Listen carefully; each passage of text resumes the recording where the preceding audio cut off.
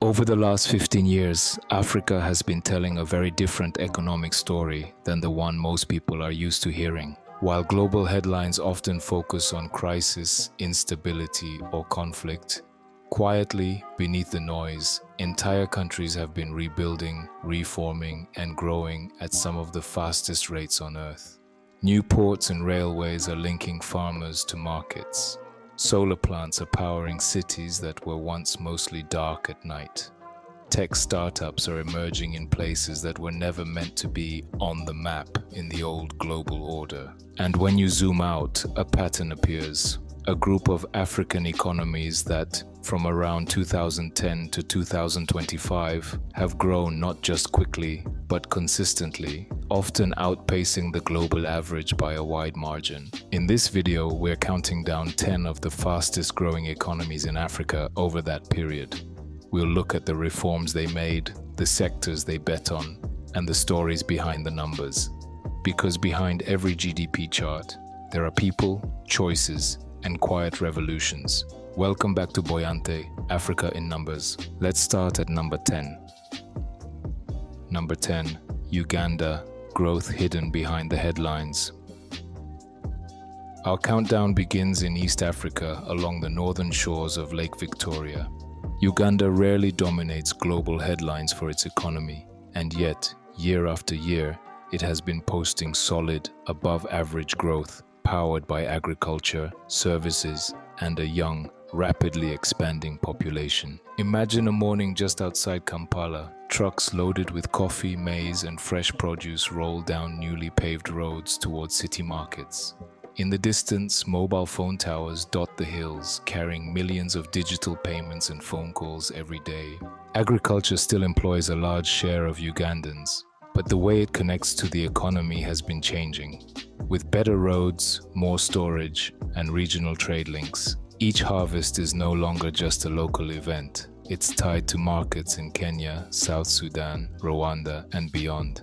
At the same time, services, from banking to telecoms and education, have grown into major contributors to Uganda's GDP. The rise of mobile money has allowed millions of people to participate in the financial system for the first time, making it easier to save, invest, and start small businesses. The story of Uganda's growth isn't one of spectacular spikes.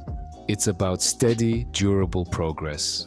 Average growth often around 5 to 6% across many of the years since 2010, according to data from the World Bank. Even while the country has faced political tensions, refugee inflows, and external shocks. In other words, not flashy, but resilient. And that's why it earns a place on this list.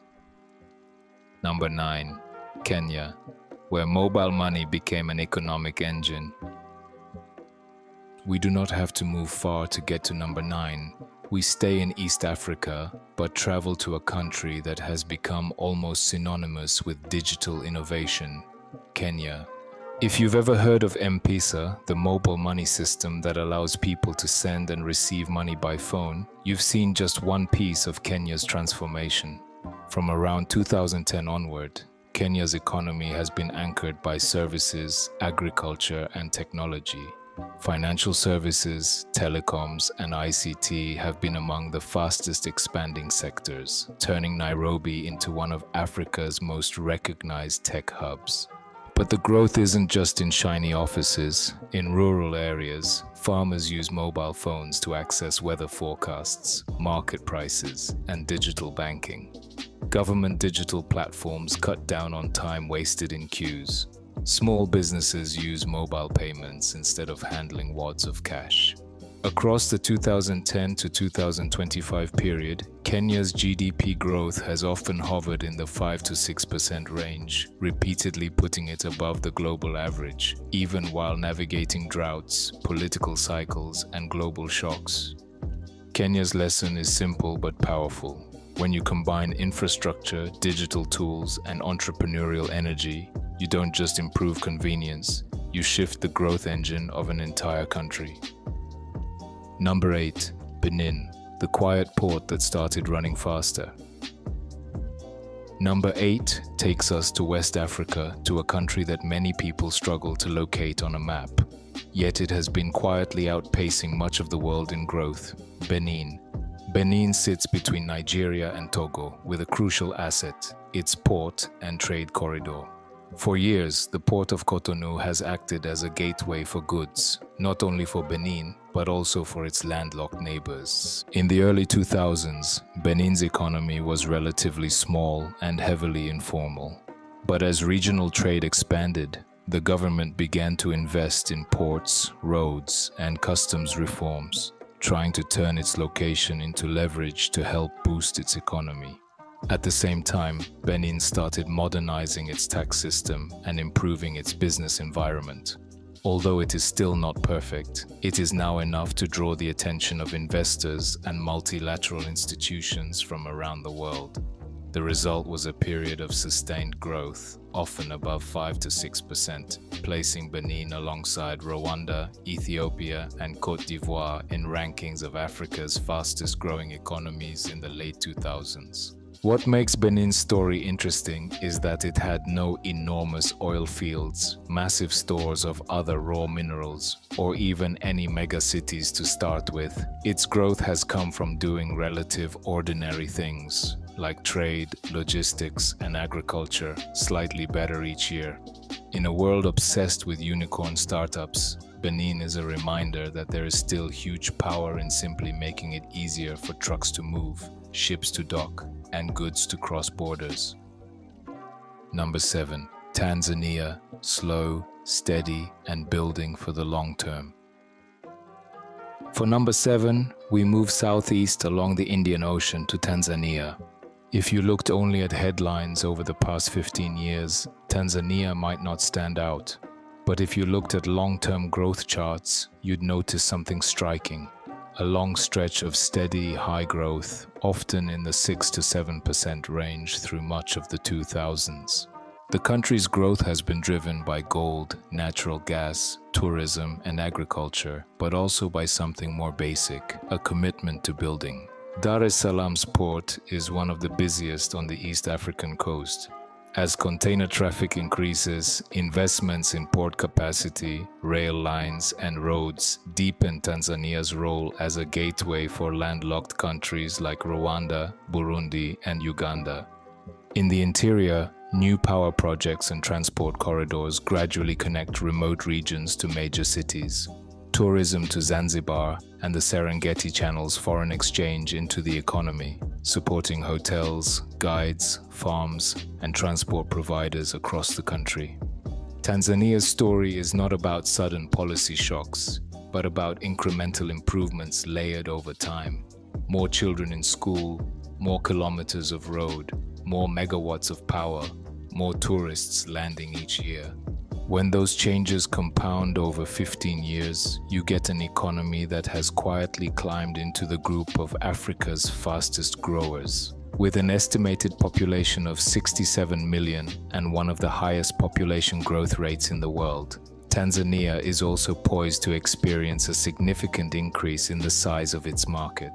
When you combine this fact with its fast-growing economy, one can easily speculate that the country is sure to become a much more important financial player on the African continent in the next few decades.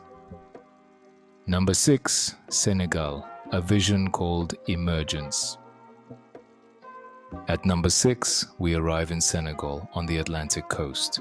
In the 2010s, Senegal launched an ambitious strategy called Plan Sénégal Émergent, the plan for an emerging Senegal.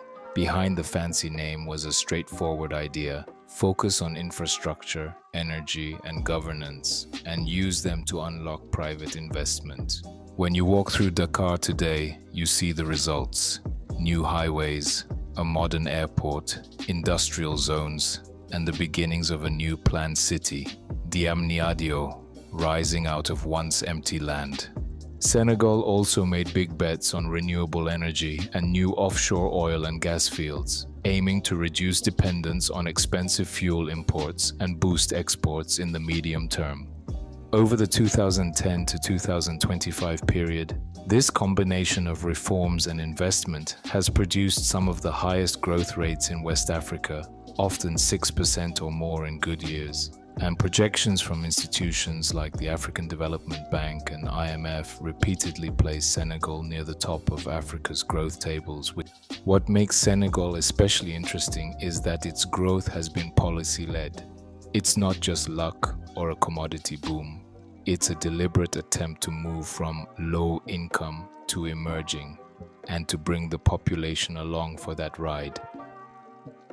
Our midway reflection. Before we enter the top 5, it's worth noticing a pattern. Countries like Benin, Tanzania, Senegal, Uganda, and Kenya don't all share the same language, colonial history, or natural resources. Some have oil, others don't. Some are coastal, some are landlocked. But they do share a few things in common.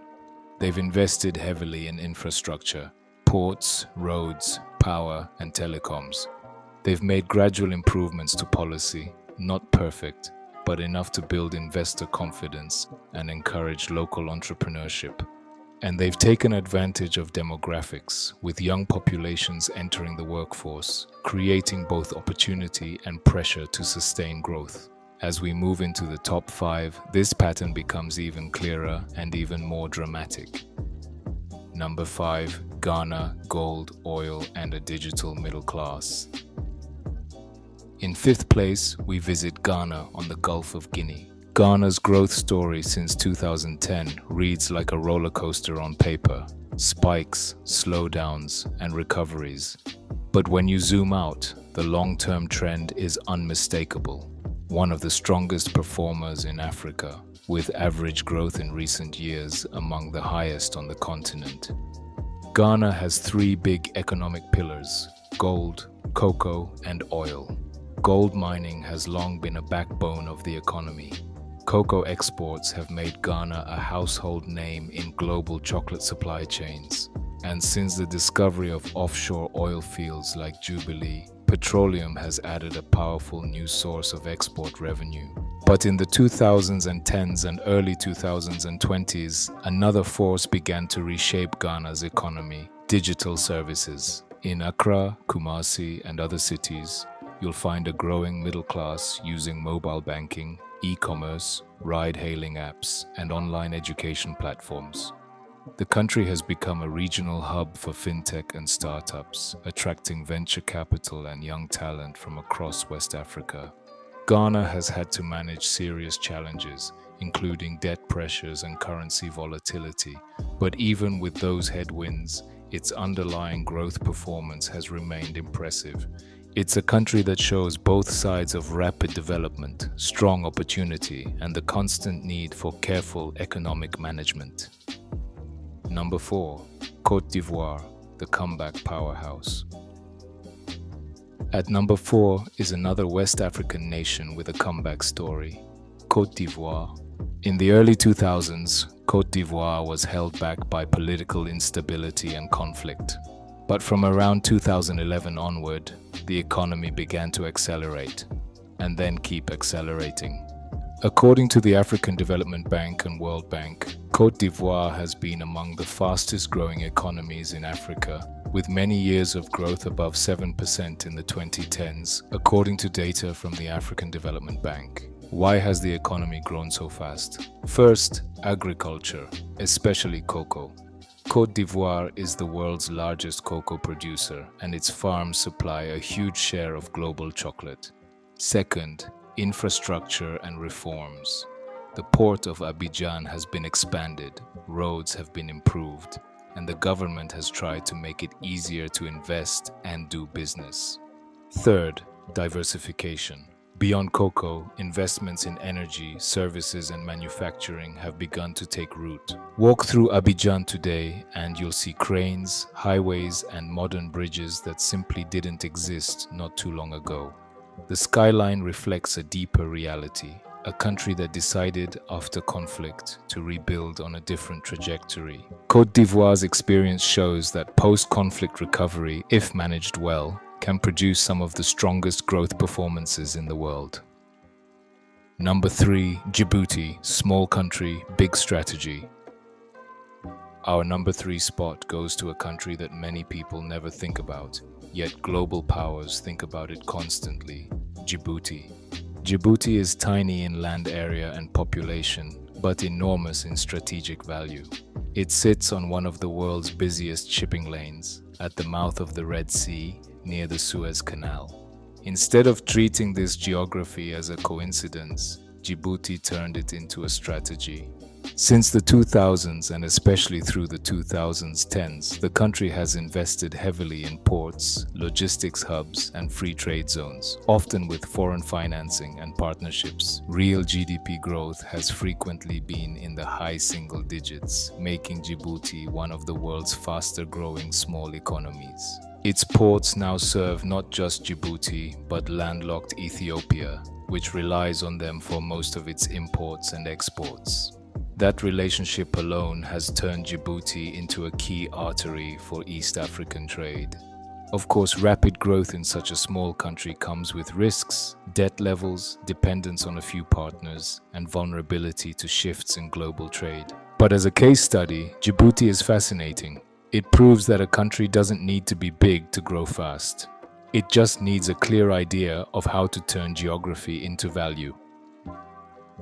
Number 2. Ethiopia, industrial parks and a new economic model. At number 2, we step into the highlands of Ethiopia, a country whose growth numbers over much of the 2000s drew global attention. For years, Ethiopia posted real GDP growth, often around 8 to 10%, making it not just one of Africa's fastest growing economies, but one of the fastest in the world. The government pursued a state-led development model inspired in part by East Asian examples. The idea was to invest massively in infrastructure, roads, railways, and power, create industrial parks for textiles, leather, and light manufacturing, keep the currency competitive to support exports. If you visited Ethiopia during this period, you'd see long new highways stretching out from Addis Ababa, trains on the Addis-Djibouti Railway, and large factories employing thousands of workers, many of them young women making clothes for foreign brands. At the same time, Ethiopia invested heavily in hydropower, most famously through the Grand Ethiopian Renaissance Dam, aiming to generate enough electricity not just for itself, but for export to neighbors. The country has faced serious challenges, including conflict, macroeconomic pressures, and high inflation, which have slowed growth in recent years. But across the broader 2010 to 2025 window, Ethiopia still stands out as one of Africa's defining growth stories, a bold attempt to transform a primarily agrarian economy into an industrial and export-oriented one in a single generation. Number 1. Rwanda, from tragedy to long-run transformation. And finally, at number 1, we arrive in Rwanda, a country whose transformation is often described as nothing short of remarkable. In the 1990s, Rwanda was known to the world mostly for one of the worst tragedies of the late 20th century. Today, it is frequently cited as one of Africa's top reformers and fastest growing economies, with average growth rates around 7% or more over the last 2 decades. Walk through Kigali and you'll see a city that feels orderly, clean, and surprisingly modern. Streets are swept, plastic bags are banned, and new buildings rise among green hills. But the visible cleanliness is just the surface of a much deeper shift. Rwanda's leadership has focused on governance and ease of doing business, making it simpler to register companies, pay taxes, and operate legally. Services and technology, positioning Kigali as a conference, tourism, and tech hub. Human capital, investing in health and education to build a more productive workforce. The result is an economy that, while still small in absolute terms, has grown at one of the fastest sustained rates on the continent. Rwanda now regularly appears at or near the top of lists of Africa's fastest growing economies, and institutions like the African Development Bank and World Bank often highlight it as a model for policy-driven growth. Of course, Rwanda's path is not without criticism, especially around political freedoms. But as an economic story, it demonstrates what can happen when a country combines policy discipline, long-term planning, and a clear national vision. Closing reflection. So, what do these 10 countries, Uganda, Kenya, Benin, Tanzania, Senegal, Ghana, Côte d'Ivoire, Djibouti, Ethiopia, and Rwanda, actually tell us about Africa's future? First, they show that growth in Africa is real. It's not just a slogan.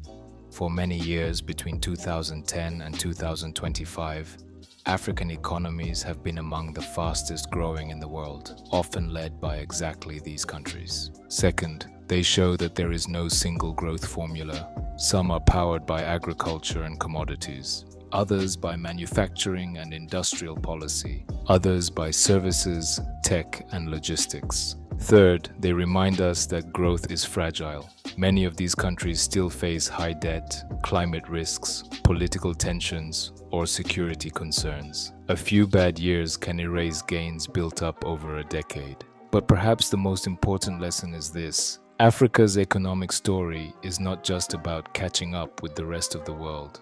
It's about rewriting the map of opportunity, building new trade corridors, new tech hubs, new food systems, and new centers of gravity that simply didn't exist in the old global order. And in that story, these 10 economies are not the only actors, but they are some of the loudest signals of what's possible. This is Boyante, Africa in numbers. Which of these countries surprised you the most? And which one do you think will lead Africa's growth story between now and 2035? Let me know your thoughts in the comments. I read as many as I can. If you enjoyed this deep dive and want more data-driven stories from across the continent, don't forget to like this video, subscribe to the channel, and turn on notifications so you don't miss the next one. In our upcoming episodes, we'll zoom in on individual countries and explore how specific cities, industries, and ideas are shaping the future of Africa's economy. Thanks for watching.